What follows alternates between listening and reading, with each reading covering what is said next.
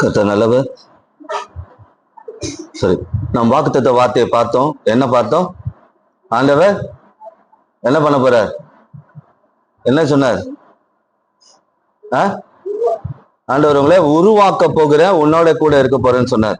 இன்னைக்கு ஆண்டவர் உங்கள் மத்தியில பேச போற வார்த்தை, அதாவது ஆண்டவர் இன்னைக்கு உங்க மத்தியில வந்து பேச போற வார்த்தை என்னன்னா, உன்னை தூக்கி எடுக்கும் கரம். அதாவது இன்னைக்கு ஆண்டவர் உங்க வாழ்க்கையில தன்னை எப்படி வெளிப்படுத்த போறாரா? தூக்கி எடுக்கும் கரம். எத்தனை பேர் போன வருஷத்துல விழுந்திருப்போம்? எவ்வளவு பேர் கீழே விழுந்திருப்போம்? ஆண்டவர் தான் தூக்கி எடுத்திருக்கிறார். சிலரு தடிக்கு விழுந்திருப்போம், சிலர் தள்ளி விட்டுருப்பாங்க. வாழ்க்கையில பல விஷயங்களை போன வருஷத்துல பார்த்திருக்கோம். ஆனா ஆண்டவர் தூக்கி எடுக்கலைன்னா இன்னைக்கு நம்ம இல்லை. எத்தனை பேர் சொல்ல முடியும் ஆண்டவர் தூக்கி எடுத்திருக்கு? நான் விழுந்தேன், ஆனா தூக்கி எடுத்திருக்கிறேன். என்னை யாரோ தள்ளாங்க, ஆனா ஆண்டவர் தூக்கி எடுத்திருக்கிறேன். இப்ப இன்னைக்கு ஆண்டவர் உங்களுக்கு தூக்கி எடுக்கிறவரா இன்னைக்கு தன்னை வெளிப்படுத்த போற. சரி, ஒரு மனுஷன் இருந்தான் பைபிள்ல. அப்பாவுக்கு ரொம்ப பிரியமானவன். யாருக்கு பிரியமானவன்? உலகத்துல இருக்க அப்பாவுக்கு இல்ல, நம்ம இயேசு அப்பாவுக்கு பிரியமானவன். அப்படி எடுத்துப்போம். உலகத்துல நம்ம யாருக்குமே பிரியமானா நம்மள பிரியமா வைக்க மாட்டாங்க. சிலம்பரம் பிரியமா இருக்கிறாம அப்புறம் பிரியம் எல்லாம் போயிடும். நான் தான் சொன்னேன்னு யுவர்ஸ் ஒரு வார்த்தை சொன்னேன், வாக்கு தத்த இன்னைக்கு என்ன சொன்னேன்? அனாதி ஸ்நேகம், எக்ஸ்ட்ரீம் லவ். அந்த லவ் சொல்லவே முடியாது. எல்லாருக்கும் சிரிப்பு தான். யாரும் எழுதி கொடுத்துடாதீங்க வாலிப பிள்ளைங்க அப்படின்னு சொன்னேன். அது போலதான் எக்ஸ்ட்ரீம் லவ். அந்த மாதிரி அப்பாக்கு இந்த பையன் ரொம்ப பிடிக்கும். இந்த பையனுக்கு என்ன தெரியுமா பிரச்சனை? அடிக்கடி கனவு வரும். அடிக்கடிக்கு ஏதாவது கனவு வரும், அடிக்கடிக்கு தரிசனம் எல்லாம் வரும் கண்ணு முன்னாடி. இப்ப நான் வந்து ஆண்டவர் வந்து இந்த இடத்துல எனக்கு ஒரு ஸ்பேஸ் ஷிப்பை காமிச்சாரு, வந்து இறங்க போறாங்க, அதுல ஒரு 4 ஏலியன் மனுஷங்க வர போறாங்கன்னு சொன்னா நீங்க என்ன பண்ணுவீங்க? சிரிப்பீங்க. கரெக்டா? சிரிப்பீங்க. அந்த மாதிரிதான் இவன் பயங்கரமா அந்த விஷயத்தெல்லாம் சொல்றான். அவன் பேர் என்ன அப்படின்னா யோசேப்பு. இதை பத்தி ஏகப்பட்ட வாட்டி பேசுறீங்க பாஸ்டர். இதுல என்ன யோசேப்பு கதை தெரிஞ்ச கதை தானே சகோதரா. இது கொஞ்சம் வித்தியாசமா யோசிப்போம். எடுத்துக்கொள்வோம். ஆதியாகமம் 37ஆம் அதிகாரம் 5வது வசனம். ஆதியாகமம் 37:5.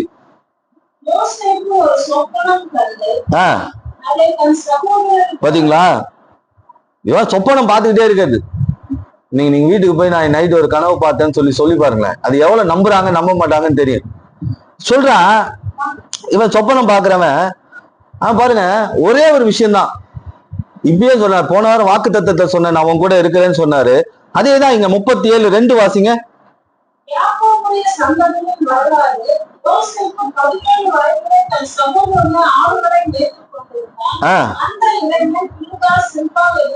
இருபத்தொன்னு 37:21 வாசிங்க.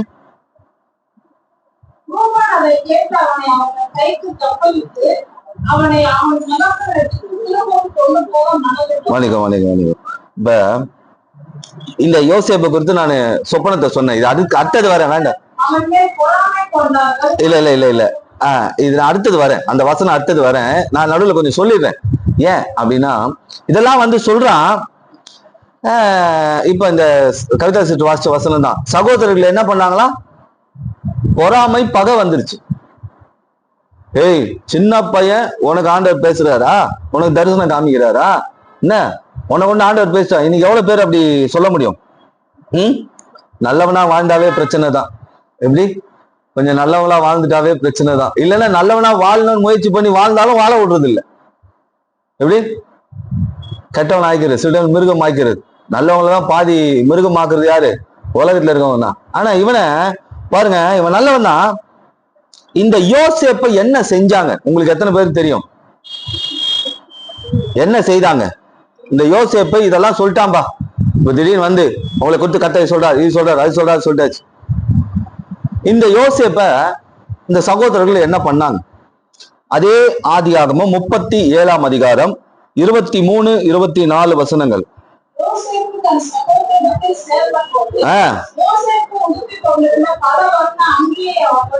பாருங்க, ஃபர்ஸ்ட் என்ன பண்றாங்க? சரி, பகைக்கிறவன் என்ன பண்ணலாம்? 4 அடி அடிக்கலாம், ஏதாவது ஒண்ணு பண்ணலாம். ஃபர்ஸ்ட் அவன் போட்டிருந்த பலவர்ண அங்கி. அப்ப இந்த சகோதரருடைய எண்ணம் எப்படி இருந்திருக்கு பாருங்க. இவன் கலரா ட்ரெஸ் போட்டிருக்கான். கொஞ்சம் அழகா இருந்தாவே பிரச்சனை தான். கொஞ்சம் கலரா ட்ரெஸ் பண்ணிட்டாவே பிரச்சனை தான். கொஞ்சம் வளர்ந்துட்டாவே பிரச்சனை தான். இவனுக்கு பார்வை எப்படி இருந்திருக்கு? எப்ப மாட்டின உடனே அடிதடிலாம் இல்ல, ஸ்ட்ரைட்டா ட்ரெஸ்ஸை கழட்டுறாங்க.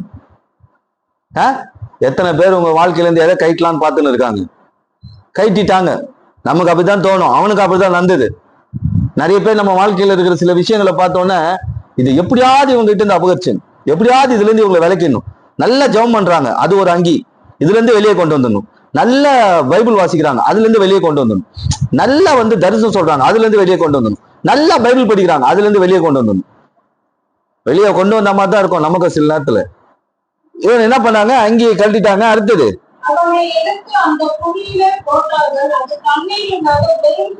இப்ப என்ன பண்ணிட்டாங்க, ஏண்டா குழியில போடுறவங்க ட்ரெஸ்ஸோட போட்டா என்ன இருக்கு சொல்லுங்க?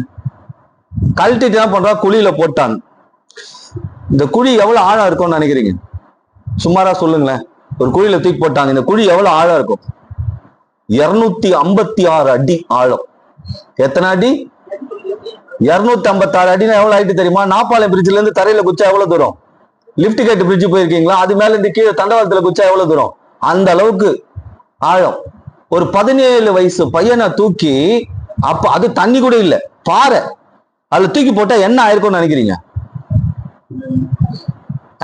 எலும்புலாம் மலை மலை மலைன்னு உடஞ்சி போயிருக்கும். எப்படியா இருக்கும்? ஆனா எந்த சகோதரர்கள் அங்கேயே புடுங்கிக்கிட்டு இவனை தூக்கி குழியில போடணும்னு நினைச்சாங்களோ, போட்டது வரைக்கும் தான் அவங்க திட்டம். ஆனா யோசேப்பு விழுந்தது குழியில இல்ல, இயேசுவின் கரத்துல விழுந்தான். இன்னைக்கு நான் சொல்றேன், உங்களை தூக்கி குழியில போடுறாங்க, உங்களை தூக்கி வீட்டை விட்டு வெளியே போடுறாங்க, உங்க வாழ்க்கையில உங்களுக்கு ஒரு பெரிய இடம் கொடுக்கல, உங்களுடைய ஆவிக்குரிய வாழ்க்கையை பார்த்து ஒருத்தர் தூக்கி போடுறாங்கன்னா நீங்க விழ போறது பள்ளத்துல இல்ல. நம்ம அப்படிதான் சொல்லுவோம், என்னை புத்தி தள்ளிட்டாங்க பாஸ்டர், என்ன குடும்பம் தள்ளிடுச்சு பாஸ்டர், என்னை வெறுத்து ஒதுக்குறாங்க, நான் நல்லவனா வாழ்ந்தா கூட நம்ப மாட்டுறாங்க, என்னை தூக்கி போடுறாங்க. நான் சொல்றேன், இப்ப இந்த வருஷம் நீங்க விழுந்திருக்கிறது யாருடைய கருத்துல? இயேசுவின் கருத்துல. இல்லைன்னா 256 அடி இதுல தூக்கி போட்டா எலும்பெல்லாம் பீஸ் பீஸா போயிட்டு இருக்கும். போயிட்டு இருக்குமா? போட்டாங்க. காரணம் சார் சொன்ன சொப்பனம். ஒரு சகோதரர்கள் என்ன பண்றாங்க? பொறாமை கொள்கிறார்கள். இரண்டாவது பகைக்கிறார்கள். இவன் சாகணும்னு நினைச்சு குழியில தூக்கி போடுறாங்க. எத்தனை பேரோட வாழ்க்கையில இப்படி பொறாமையான மனிதர்கள் இருக்கிறாங்க? எத்தனை பேரோட வாழ்க்கையில குடும்பத்துல பொறாமையான மனிதர்கள்? பகை காமிச்சிக்கிறது இல்ல, பகைய காமிச்சிக்கிறது இல்ல. எப்ப தள்ளி விடலாம், எப்ப குழி வெட்டலாம், அது சொல்லுவாங்களே, குழி வெட்டி தள்ளிட்டான் குழியில, பகையா, அந்த பழமொழியெல்லாம் சொல்லுவாங்க பாருங்க. அந்த மாதிரி இந்த யோசேப்பின் சகோதரர்கள் என்ன பண்றாங்க, இவன் மேல் கொண்ட அந்த பொறாமை. இன்னைக்கு நான் சொல்றேன், உங்களை சுற்றி பொறாமையான மனிதர்கள் இருந்தாலும் சரி, உங்களை பகைக்கிறவர்கள் இருந்தாலும் சரி, உங்க கூடவே இருந்து உங்களுக்கு குழி பறிக்கணும்னு நினைச்சாலும் சரி, உங்களை தள்ளியே விட்டாலும் சரி, நீங்க விழ போறது எதுல? இயேசுவின் கரத்துல. இயேசுவின் கரத்துல அவன் விழுந்தோன்னா அப்படியே பெட் மாதிரி படுத்துன்னு இருக்கான் உள்ள. அவனுக்கு மேல தூக்கி போட்டவன் என்ன நினைச்சிருப்பான், இந்நேரத்துக்கு யோசேப்பு எப்படி ஆயிருப்பான்? பீஸ் பீஸா ஆயிட்டு இருப்பான். நிறைய பேர் அப்படிதான் குழியை வெட்டிட்டு நம்ம தள்ளிட்டோம்னு நினைச்சிட்டு இருக்காங்க. ஆனா நான் எங்க விழுந்திருக்கேன்? கர்லான், அதை விட ரொம்ப காஸ்ட்லி பெட்டு, இயேசுவின் கரத்துல விழுந்திருக்கேன். போன வருஷம் எத்தனை பேர் எத்தனை இடத்துல விழுந்தீங்க? ஏன் தெரியுமா நீ ஜீவனோட இருக்கிறீங்க? கர்த்தருடைய கரத்துல விழுந்திருக்கிறீங்க. கரெக்டா பாருங்க, கிறிஸ்துமஸ் முடிஞ்சு, கிறிஸ்துமஸ் அன்னைக்கு ஆக்சிடென்ட், நம்ம சிவா அவருக்கு ஆட்டோ கவுந்து உள்ள இருந்தவங்களுக்கு எல்லாம் காயம். விழுந்தது எந்த கரத்துல? இயேசுவின் கரத்துல. இயேசுவின் கரத்துல. ஆனா இன்னைக்கு இயேசுவின் கரத்துல விழுந்திருக்கிறோமா? நான் இன்னைக்கு சொல்றேன் பாருங்க, இந்த நிலைமையில நான் இருக்கிறேன். என் சகோதரர்கள், என் கூட பிறந்தவங்க, என் குடும்பம், என் இனத்தார், என்னை சுற்றி இருக்க நண்பர்கள் எல்லாம் சேர்ந்து என்னை பழிகாரன் ஆக்கிட்டு என்னை தள்ளிட்டு அவங்க நல்லவராம நான் விழுந்துட்டேன்னு அவங்க நினைக்கலாம். ஆனா நான் விழுந்தது எங்க? இயேசுவின் கரத்துல. இயேசுவின் கரத்துல. அப்ப உங்க மேல பொறாமை கொள்கிறவர்கள், உங்கள் ஆசீர்வாதத்தை எடுத்துக்க நினைக்கிறவன், அதே போல உங்களை கொன்று போடணும்னு நினைக்கிறவன், உங்களை குழியில தள்ளணும்னு நினைக்கிறவன், என்ன வேணா பண்ணிட்டோம், குழியில கூட தள்ளட்டுங்க. ஆனா நான் விழுவது எந்த இடத்துல? இயேசுவின் கரத்துல. சரி, விழுந்தாச்சு. திருப்பி ஆதியாகமம் 37ஆம் அதிகாரம் 28வது வசனம் வாசிங்க. அவர்கள் யோசேப்பை அந்த குழியிலிருந்து தூக்கி எடுத்து அவனை இஸ்மாவேலர்களையும் 20 வெள்ளிக்காசுக்கு விற்று போட்டார்கள். இங்க பாருங்க, இப்ப எப்படி தூக்கி இருப்பாங்கன்னு நினைக்கிறீங்க? இந்த 256 அடியில எவனும் இறங்கி இருக்க மாட்டான். யோசிச்சு பாருங்க, 256 அடிக்கு பாறை பள்ளம், அதுல எவனும் இறங்கி இருக்க மாட்டான். எப்படி தூக்கி இருப்பாங்க இந்த யோசேப்ப? ஏதாவது ஒரு கயிறு போட்டு டேய் புடிச்சுக்கடா, கொஞ்சம் யோசிச்சிருக்கணும் இவனுங்க. அடடா, 256 அடியில நம்ம குச்சா கூட கை கால் தேராது, ஃபுல் பிராக்சர் தான், ஃபுல்லா பீஸ் பீஸா போயிடும். ஆனா இவன் உயிரோட இருக்கிறானே, இவன் மேல ஏதோ ஒரு காரியம் இருக்குன்னு அவனுங்களுக்கு புரியல. இவன் மேல ஒரு தரிசனம் இருக்கு, இவனை கொண்டு ஒரு பெரிய திட்டம் இருக்குன்னு அவனுங்களுக்கு புரியல. அப்படி என்ன யோசிக்கிறானுங்க பாருங்க, குழியில போட்டாதான் சாவல, உன்னை எடுத்து வித்துறேன்டான்னு சொல்லிட்டு ஒரு கயிறை போட்டு அவனை தூக்குறான். நான் சொல்றேன், உங்களை தூக்கி போட்ட இடத்துல உங்களுக்கான கயிறு ஏற்கனவே ஆயத்தமாக்கப்பட்டு இருக்கிறது. அவங்களை தூக்கி எடுக்கிறதுக்கு ஒரு கயிறை கர்த்தர் ஏற்கனவே ஆயத்தம் பண்ணி வச்சுட்டார். அந்த கயிறு என்ன தெரியுமா? கிருபைதான் அந்த கயிறு. அந்த கிருபைதான் அந்த கயிறு. கீழே விழுந்த உங்களை தூக்கி எடுக்கிறது அந்த கிருபைதான். விழுகிறவனை தூக்கி எடுக்கிறது கிருபைதான். இன்னைக்கு ஒருத்தனை தூக்கி போட போறாங்க, கூட இருக்கிறவங்க இப்படி இருக்கிறாங்க, எல்லாரும் பகைக்கிறாங்க, என் வாழ்க்கை எப்படியா முடியும்? என்ன தூக்கி எடுக்கிறதுக்கு ஏற்கனவே ஒரு கயிறு ஆயத்தம் பண்ணி வச்சுட்டார். நான் வீழ்ந்தாலும் இயேசுவின் கையில விழுவேன். சரி, இப்ப எடுப்போம். இப்ப என்ன நடக்குது? இந்த யோசேப்பின் கிணறு, அந்த கிணத்தை யோசேப்பை தூக்கி போட்டாங்க, கயிறை போட்டு தூக்கி எடுத்துட்டாங்க, வித்துட்டாங்க, எல்லாம் செஞ்சு 3000 வருஷம் ஆயிப்போச்சுங்க. இந்த சம்பவம் எல்லாம் நடந்து 3000 வருஷம் ஆயிப்போச்சு. அந்த கிணறு எப்படி இருந்தது? அந்த குழி எப்படி இருந்தது? பாறை, 256 அடி பாறை, வெறுமையா இருந்தது. அதை தூக்கி போட்டாங்க. ஆண்டவர் கிருபையா என்ன பண்ண, நான் அந்த சப்ஜெக்ட் குள்ள போக விரும்பல, இஸ்மாயில் கிட்ட வித்து அதுக்கப்புறம் அங்க போக, அதுக்கப்புறம் சொல்றேன். 3000 வருஷம் ஆச்சு. இயேசு கிறிஸ்து அந்த யோசேப்பின் கிணறு கிட்ட போனார். யோசிச்சு பாருங்க, யோசேப்பின் கிணறு கிட்ட போனார். எந்த கிணத்துல தூக்கி போட்டாங்களோ, எந்த இடத்துல யோசேப் விழுந்து கடந்தானோ, எந்த இடத்துல அவமானப்பட்டானோ, எந்த இடத்துல நிர்வாணியா இருந்தானோ, எந்த இடத்துல உயிர் பலி வாங்கறதுக்கு காத்திருந்த இடத்துக்கு இயேசு 3000 வருஷம் கழிச்சு தேடி போறார். எடுத்துக்கொள்ளும் யோவான் 4ஆம் அதிகாரம் 5-6 வசனங்கள். யோவானின் புத்தகம் 4ஆம் அதிகாரம் 5-6 வசனங்களை வாசிப்போம். யோவான் 4.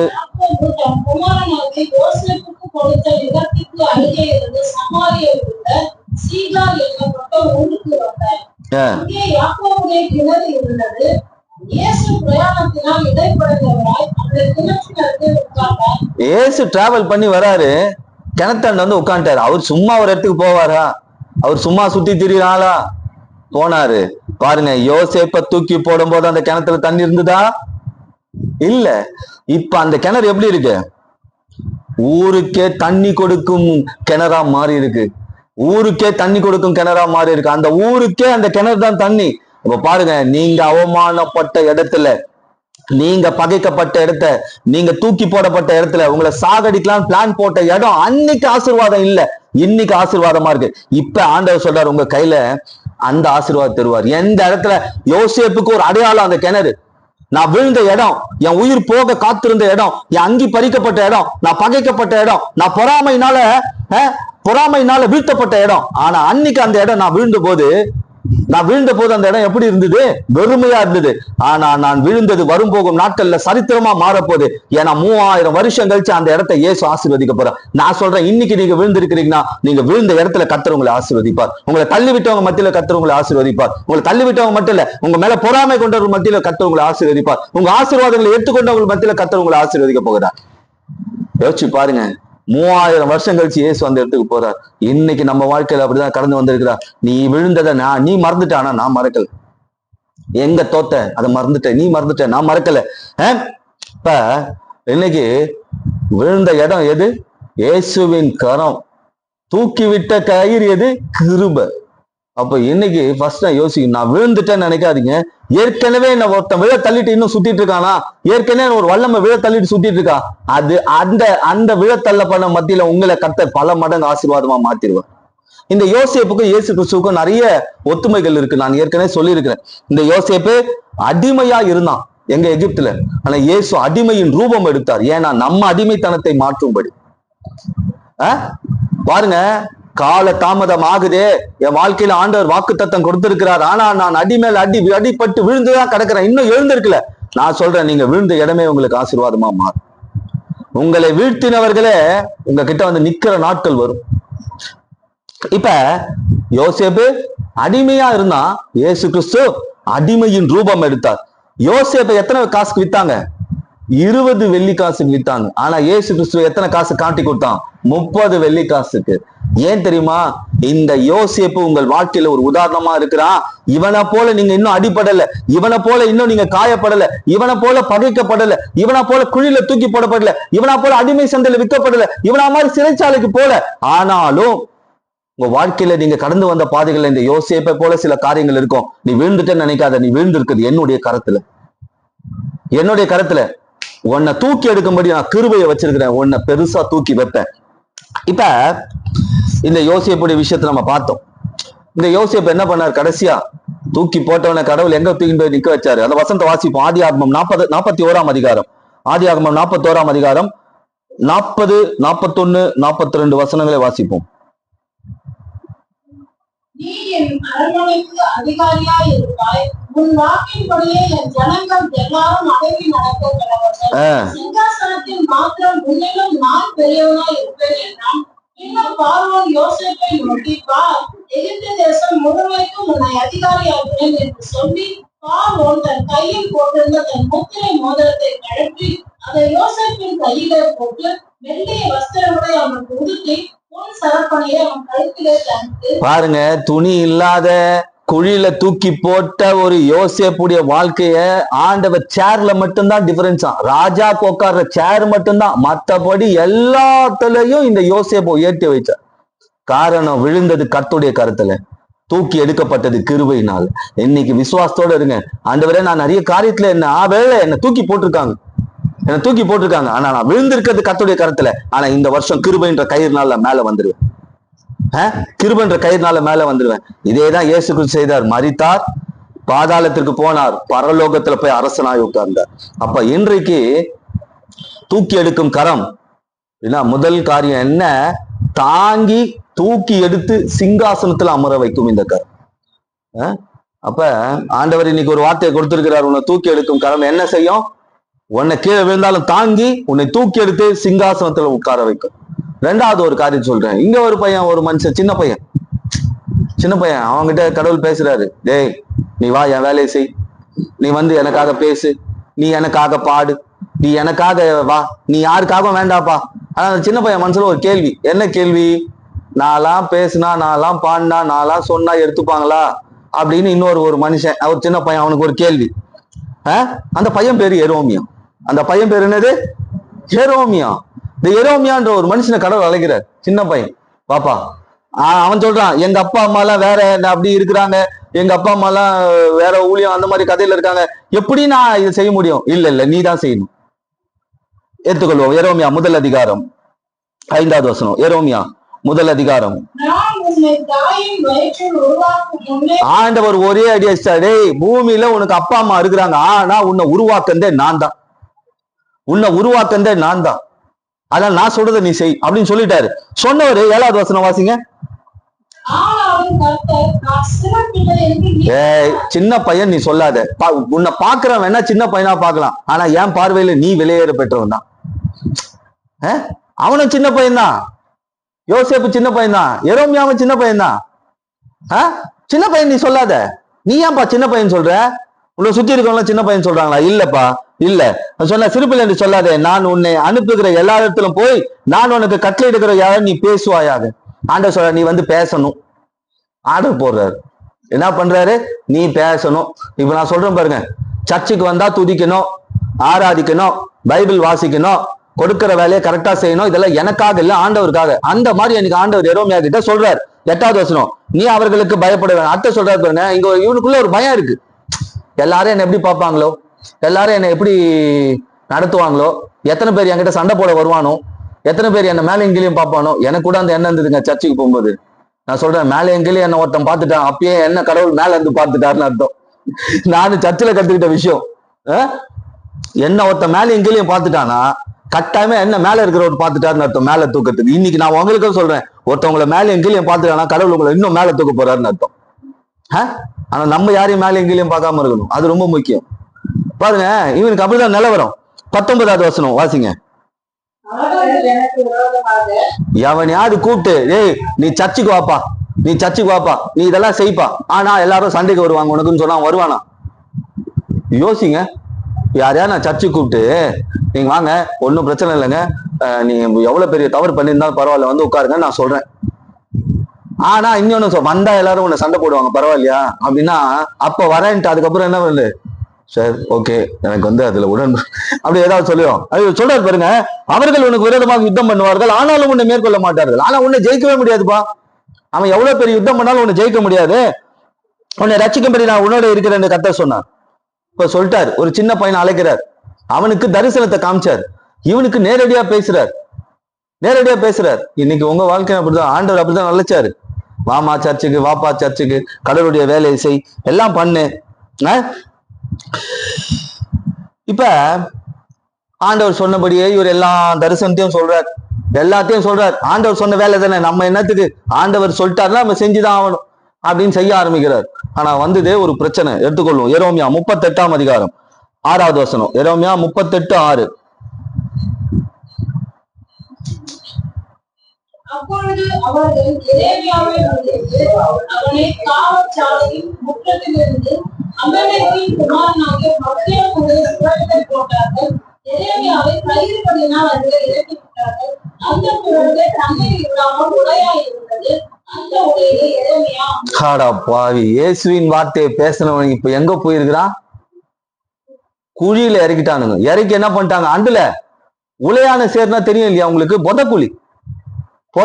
எவ்வளவு பிளான் பண்ணி இறக்கி இருக்கானுங்க பாருங்க. அதுல பொதக்குழி இருக்குன்னு தெரியும். அதுல இயேசுவின் வார்த்தையை பேசுறதுக்கு இன்னைக்கு நான் சொல்றேன் பாருங்க, இயேசுக்காக சபைக்கு வந்து அவருடைய வார்த்தையை பேசி அவருக்காக ஆராதனை பண்ணி அவரை துதித்து அவரை மகிமைப்படுத்தி உங்களை யாராவது குழியில போட்டாங்கன்னா அதுக்கு அவர் தான் பொறுப்பு. போட்டாங்க. அந்த காலத்துல எப்படி தெரியுமா, தீர்க்கதரிசிகள் ராஜாக்கு புகழ்ந்து தீர்க்க தரிசனம் சொன்னா நல்ல அமௌண்ட் கொடுப்பாங்க. ஆமா, நிறைய தீர்க்கதரிசிகள் இருந்தாங்க எரேமியாவின் காலத்துல. அவங்க எல்லாம் எப்படின்னா ராஜாக்கு இஷ்டத்துக்கு அப்படி அச்சுறது, கர்த்தர் உங்களை மென்மேலும் ஆசீர்வதிப்பார், கர்த்தர் உங்களை திருப்தி ஆக்குவார், ராஜாவே நீங்கள் பெரிய ஜாதி ஆவீர்கள் அப்படி சொன்னா மாசம் அமௌண்ட் ஏறும், காணிக்கை ஏறுற மாதிரி. ஆனா இவன் கடவுளுடைய வார்த்தையை பேசலாம் தைரியமா, ராஜா இதாண்டா நடக்க போகுது, நீ ராஜா வந்தா எனக்கு ஏசுதாண்டா ராஜா, நீ அவ்வளவு பெரிய ஆளா இருந்தா எனக்கு என்ன, நீ தங்கச்சேர்ல உட்காந்துக்கோ, தங்க கிரீடம் போட்டுக்கோ அப்படி சொன்னதுக்கு தான் இப்ப குழியில போயிருக்காரு. அப்படி சொல்லிட்டாரு பாருங்க. சொன்னதுக்குதான் இப்ப எங்க போட்டிருக்காங்க, குழியில தூக்கி போட்டாங்க. அந்த குழி எப்படிப்பட்ட குழியா, அவனை போட்ட குழியாவது தண்ணி இல்ல, இவனை போட்ட குழியில குழியே இருக்கு. எத்தனை பேர் அப்படி தூக்கி போட்டுருக்காங்க சொல்லுங்க. கடவுளுடைய பாட்டை பேசுறதுனால குடும்பத்தை விட்டு தூக்கி போட்டாங்க. நான் சொல்ல முடியும், இயேசுக்காக போய் நிக்கிறியா, எங்க வீட்டு வாசப்படிக்கு வராதுன்னு சொன்னவங்க உண்டு. இல்ல இவன் ஜாதி கட்டு போயிட்டான் அப்படி சொன்னவங்க உண்டு. துரத்தி அம்சவங்க உண்டு.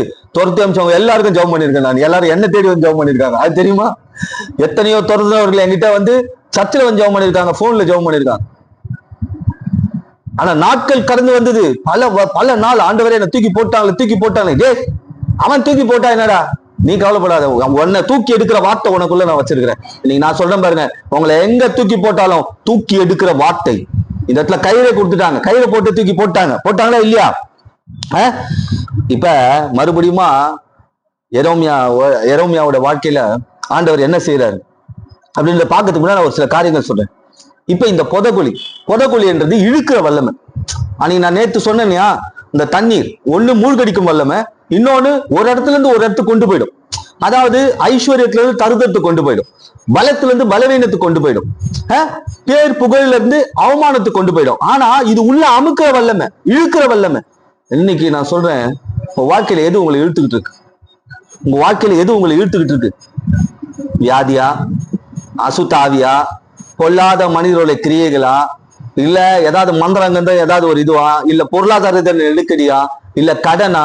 ஆனா நான் சொல்றேன், உங்களை தூக்கி எடுக்க வேண்டியது இயேசுவின் வேலை. உங்களை தூக்கி எடுக்க வேண்டியது இயேசுவின் வேலை. உங்க குடும்பம் எதுல முழுகிட்டு இருக்கு, உங்க வாழ்க்கை எதுல முழுகிட்டு இருக்கு, உங்க பொருளாதார எதுன வேலை காரியம், பண காரியம் எதுல முழுகிட்டு இருக்கு? நான் ஆண்டவர் தெளிவா ஒரு காரியத்தை சொல்றாரு, உங்களை தூக்கி எடுக்கிறதுக்கு. சரி, இது எத்தனை பேர் சேர்ந்து தூக்கி போட்டிருப்பாங்கன்னு நினைக்கிறீங்க? எரேமியா ஒரு 4 பேர் சேர்ந்து அந்த பள்ளத்துல தூக்கி போட்டிருப்பாங்க. அங்க ஒரு 4 பேர் 5 பேர் சேர்ந்து தூக்கி போட்டாங்க, இங்க போட்டிருப்பாங்க. அதே எரேமியா 38ஆம் அதிகாரம் 10வது வசனம் வாசிங்க. எரேமியா 38:10. அப்பொழுது ராஜா எகிப்திலிருந்து எத்தியோப்பியாவில் 30 மனுஷரை உன்னோடே கூட்டிக் கொண்டு போய் எரேமியா தீர்க்கதரிசி சாகாததற்கு முன்னே அவனை துறவிலிருந்து தூக்கிவிடு என்று கட்டளையிட்டார். எத்தனை பேர் போனாங்க? 30 பேர்.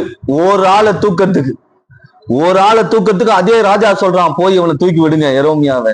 நான் சொல்றேன், உங்களை தூக்கி போயிட்டு இருந்த 4 பேர், நான் உங்களுக்கு உதவிக்கு 30 பேரை கடவுள் அனுப்புவாரு.